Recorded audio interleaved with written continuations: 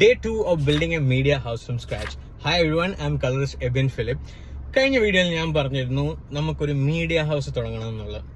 ആ മീഡിയ ഹൗസിന്റെ ഏറ്റവും ഫസ്റ്റ് കാര്യമാണ് ഒരു ക്രിയേറ്റീവ് സ്പേസ് എന്നുള്ളത്. ഒരു നല്ല സ്പേസ് വേണം. The space determines how we work and how we feel. എനിക്ക് എന്റെ ടീമായിട്ട് വർക്ക് ചെയ്യാൻ, ടീം ഓഫ് എഡിറ്റേഴ്സ്, കൺഫോമിസ്റ്റ്, സിനിമാറ്റോഗ്രാഫേഴ്സ് എല്ലാവരെയും കൂടെ വർക്ക് ചെയ്യാൻ ഒരു ക്രിയേറ്റീവ് സ്പേസ് വേണം. അവർക്ക് എന്ത് ഡിസ്കഷൻ ചെയ്യാനും വർക്ക് ചെയ്യാനും ഷൂട്ട്സ് നടത്താനും പറ്റിയ ഒരു ക്രിയേറ്റീവ് സ്പേസ്.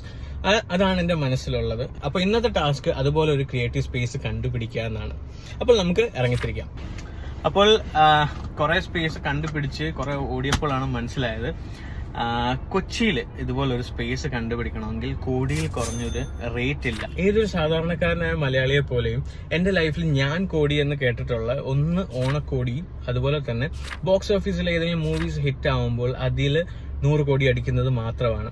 അതുപോലെ തന്നെ 2 കിഡ്നി മാത്രമുള്ള വിഷമത്തിൽ നമ്മൾ ആ സ്ഥലം വാങ്ങുന്ന പ്ലാൻ ഡ്രോപ്പ് ചെയ്ത് റെന്റിന് ഇനി ഒരു സ്പേസ് എടുക്കാമെന്ന് വെക്കുവാണ്. അപ്പൊ നമ്മുടെ പ്ലാൻ ഒന്ന് മാറി. ഇനി നമ്മളൊരു സ്പേസ് വാങ്ങിക്കാനല്ല, ഇനി ഒരു റെന്റൽ സ്പേസ് നമ്മൾ തപ്പി ഇറങ്ങണം നാളെ മുതൽ. അപ്പോൾ നമ്മുടെ മീഡിയ ഹൗസ് ബിൽഡ് ചെയ്യുന്ന സ്വപ്നം മുന്നോട്ട് പോയിക്കൊണ്ടിരിക്കുകയാണ്. So follow me on my journey of building A media house from scratch.